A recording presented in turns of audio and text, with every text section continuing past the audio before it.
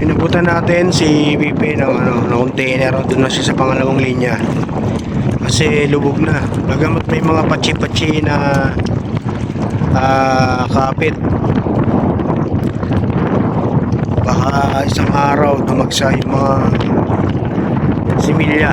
Kung naglubog yung mga long line natin, wala ho tayong asahang makakasalo ng kapit ng tahong o similya.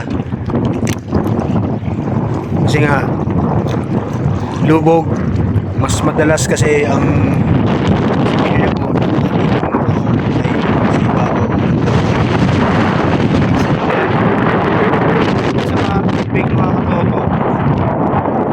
sa ilalim, yun yung kadalasan sa ibabaw ng similya ang kapit. Pag masama naman sa ibabaw, sa ilalim naman po yung kapit nila. Pero pag maganda naman ng tubig, uuhuyan, may kapit pa ilalim, pa ibabaw. Fair view lahat po yan sasakyan po ng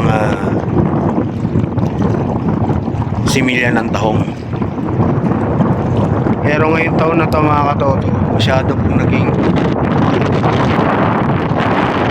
madami po yung kalikasan ngayon dito sa Manila Bay. Kasi mas dumalas po yung bagyo tama dito sa Pilipinas sa nagdaang taon. Kaya naman yung lingkod ay siyempre nangihinayang din po sa inaasahan po natin magiging kita natin sa buwan, sa mga araw na dapat nakahango tayo. Ang buong akala ng mga tropang magtatao hindi na ho masisilayan yung ating tahungan, ating aanihing tahong. Kasi nga ho sa halos kalahating taon hindi nakikita yung similya ng tahong. Subalit kahit pa paano tatapwat. Meron naman ho magandang balita. Kahit pa paano nakakita tayo ng mga pa-ispat-ispat. Sabi nga daw nila, doon daw nag-start yan. Unang pasok po ng similya. Bagamat hindi kagandahan ng agos dito mga katoto, ganun na nga ho ang mangyayari. Nasa kalagitnaan ho kasi tayo ng agos. Madalas yung makakapit ng maganda rito ay sa may bandang Paranaque at bandang Laot. Ayan po sa bandang Laot po yan. Yung palubog na po yung araw na yan. Ayan bandang Laot po yan. Ayun naman. Hindi naman tabi kasi malapit na tayo sa Sapre. Ano Sapra? Wala nyo malaking Sapre. Meron nga tayo kapitbahay dito. May Ubo. Ubo. Ayan Sapre. Hindi naman ito masyadong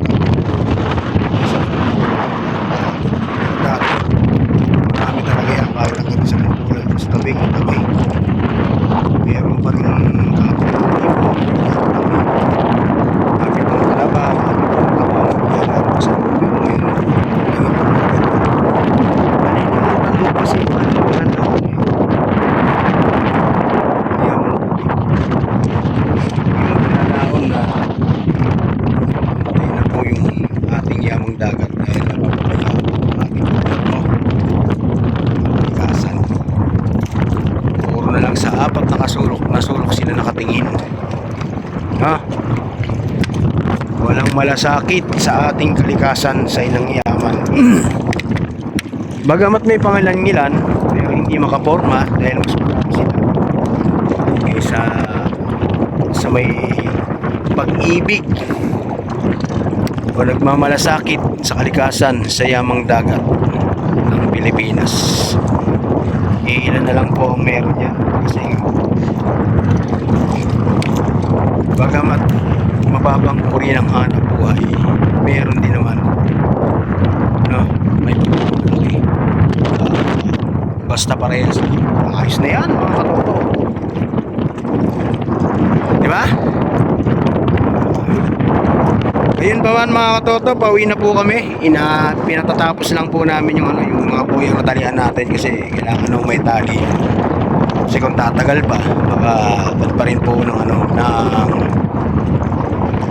ng agos o matanggal sa pagkakatali yung ano natin, mga container na nabili. Kailangan maikabit na para mapakinabangan na, para may palutan na natin ang ating gayon pa man, sa muli po nating pagkikita mga katoto. Peace.